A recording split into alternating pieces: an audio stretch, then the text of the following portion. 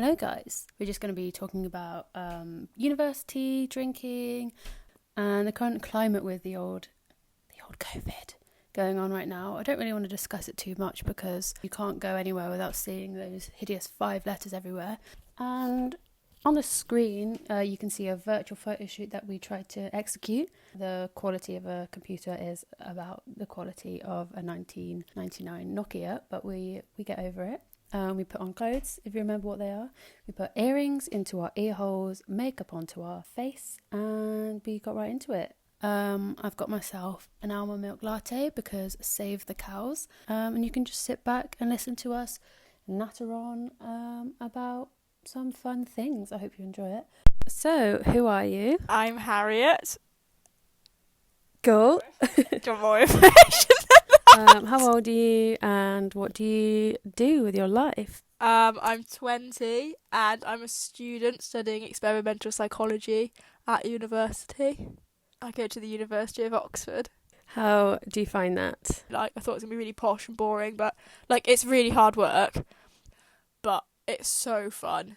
Do you think that there's a level of privilege there, or do you reckon it's accessible for everyone? Well, I feel like there's a level of privilege with every uni, whether it's the fact they don't have sixth forms or colleges to do A-levels. So I feel like people from disadvantaged backgrounds are less likely to be encouraged to go to uni full stop.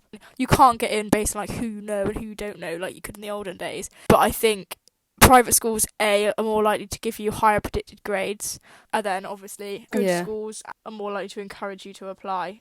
When we're leaving sixth form, I think I was like, I'm not going to uni, I'm not doing it. And it was maybe because I was more anti-system. And it's very systematic to want to go to uni and you're not told you should go, but it's kind of the expected next step. Whereas when I went, I was like, oh, fuck the system. I don't need to go. The expectation to go is something that people don't like, I think. I think there very much is that sort of attitudes towards going to uni. If you're clever and you want to do well, you must go to university. Yeah. And I do think that kind of puts some people off applying because they're like, nah, I don't want to do what I'm told to do. Also puts other people off applying because they're like, well, I'm not clever, even if they are. What is the nightlife like in Oxford? I'm used to going out in Bristol and where there's big nights out and events and D&B is big. Obviously it's a very different vibe because Oxford is not like that at all. There's 3 main clubs, I think. One of them's cheese night every night. But at the same time, it's still really fun because if you go out with your mates and everyone's there a bit tipsy and everyone's just dancing to Carly Rae Jepsen and it's tragic but it's funny. But then sometimes you go out thinking you actually want a decent night and you're like, this is shocking. Do you think the youth of Britain have a questionable relationship with alcohol? Because there's so much pressure to kind of go out, get drunk with your mates, and if you're not drunk, gone back home with someone drunk, it's not a good night. I feel like it's not a culture that you'd get in many other places. Oh no, I think it's definitely very quintessentially British.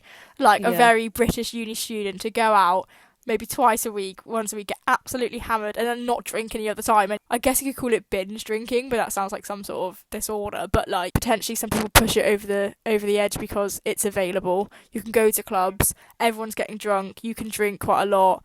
Yeah, and it's the threshold of what you can do when you're drunk changes so much. When you're at uni and you're there to meet new people for 3 years straight, and then finally you get a bit of alcohol in you, and then you can feel like you can talk to anyone.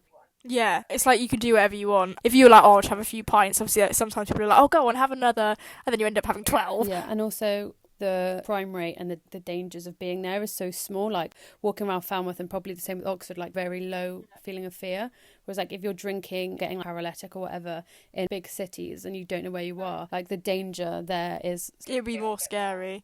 And it's interesting because my friends could be uni are all boys. I talk to them about when I'm walking home, but I was in Bristol, so I'd never walk anywhere on my own. But they don't feel that threat to themselves. So I feel gender also comes into it. I still sometimes do feel vulnerable, whereas the lads don't. I guess I'm a woman. If I saw someone else, I'd cross the road. I wouldn't want to be on the same road as them. I'd always carry my keys in my pocket, always walk fast and check behind me. And it's just etiquette. It's just what you do as a girl, woman walking home. You literally just... It's just part of our culture, and we probably don't even realise we're doing it.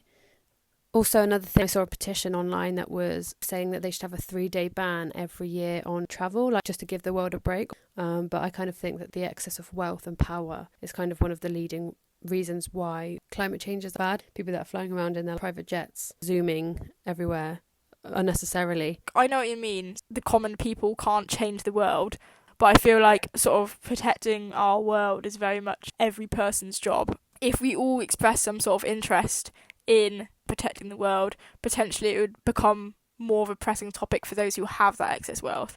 And I think the whole sort of Extinction Rebellion movement have managed to raise awareness about climate change. Extinction Rebellion's point is to get the point across. Do you know how annoying it is that the environment isn't being looked after? I think their standpoint is it's going to be drastic or nothing. Especially because a lot of people that believe very strongly in climate change think that is sort of overpowering in our daily lives, and potentially coronaviruses might be the start of that.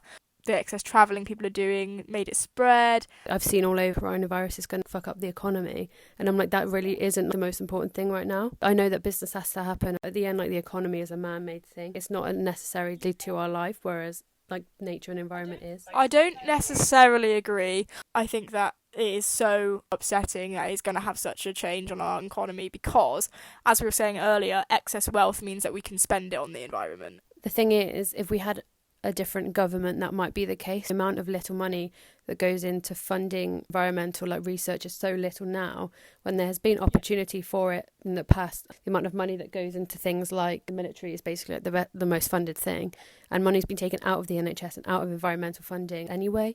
I think that potentially our best climate change research and funding can come when we have a stable economy. I know what you mean though.